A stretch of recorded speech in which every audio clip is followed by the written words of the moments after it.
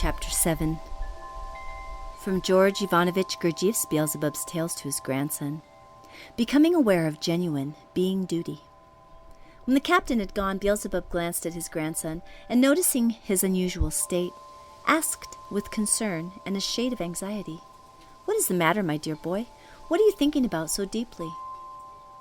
Looking up at his grandfather with eyes full of sorrow, Hassien said thoughtfully, "I don't know what is the matter with me, dear grandfather, but your talk with the captain has brought me to some exceedingly melancholy thoughts.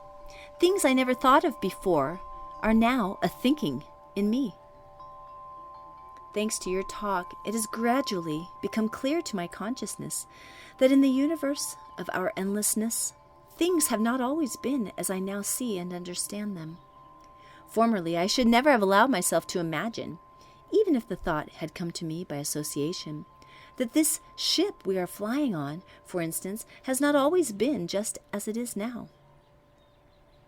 Only now have I come to understand clearly that everything we have and use today, all the contemporary amenities, and everything necessary for our comfort and welfare, did not always exist, nor did they make their appearance so easily. It seems that in the past, certain beings must have labored hard and suffered very much for all this, and endured a great deal that perhaps they could have spared themselves. They labored and suffered solely that we might have these advantages today and use them for our welfare. And all this, consciously or unconsciously, they did for us, beings quite unknown and entirely indifferent to them. And now, not only do we not thank them, but we do not even know anything about them, and take it all as a matter of course, and neither ponder this question nor trouble ourselves in the slightest about it.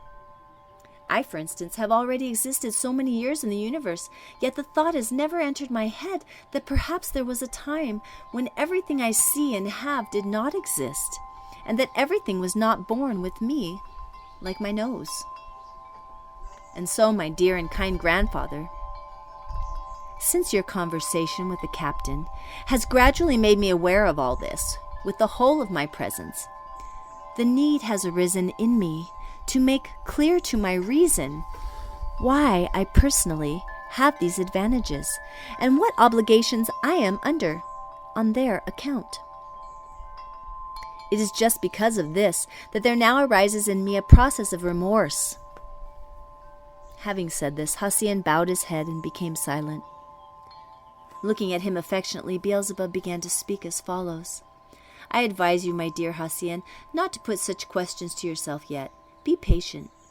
Only when you reach the corresponding period of your existence for becoming aware of such essence questions, and reflect actively upon them, will you understand what you must do in return.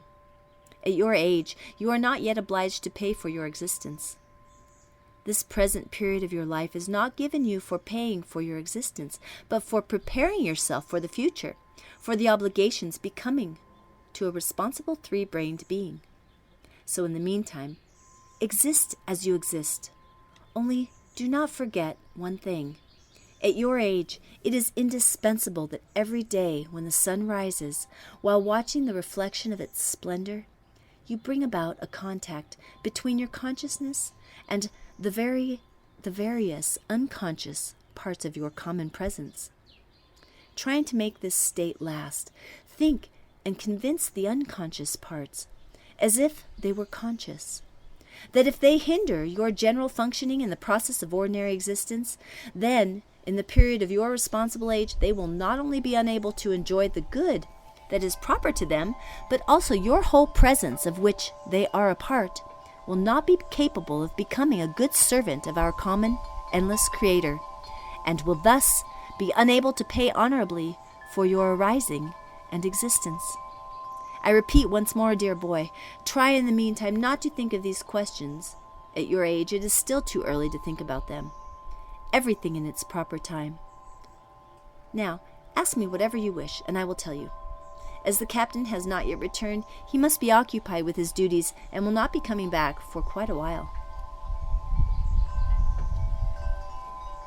Chapter 8. The impudent brat Hassien, Beelzebub's grandson, dares to call men slugs.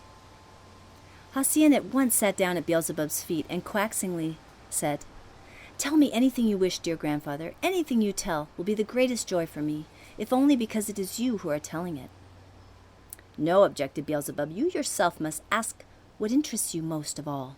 It will give me such pleasure to tell you whatever you particularly wish to know about."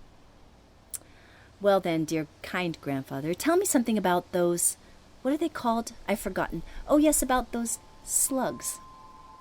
"What? About what slugs?" asked Beelzebub, not understanding the question. "Don't you remember, grandfather, a little while ago, when you spoke about the three-centered beings breeding on the various planets of that solar system where you existed for so long, you mentioned that on one planet, I forgot what you called it, there exist three-centered beings who are, on the whole, like us, but whose skin is a little slimier than ours." "Aha," laughed Beelzebub. "You must be asking about those beings who breed on the planet Earth, and who call themselves men." "Yes, grandfather, yes. Tell me about those men beings. I should like to know more about them." Then Beelzebub said, "I could tell you a great deal about them, for I often visited that planet and existed among those terrestrial three-brained beings for long periods, and even made friends with many of them. It would be very interesting indeed for you to learn more about them, for they are most peculiar. They have many characteristics you would not find in any other beings on any other planet of our universe. I know them well because the whole course of their arising, their development, and their existence during many, many centuries, by their time calculation, has unfolded before my eyes.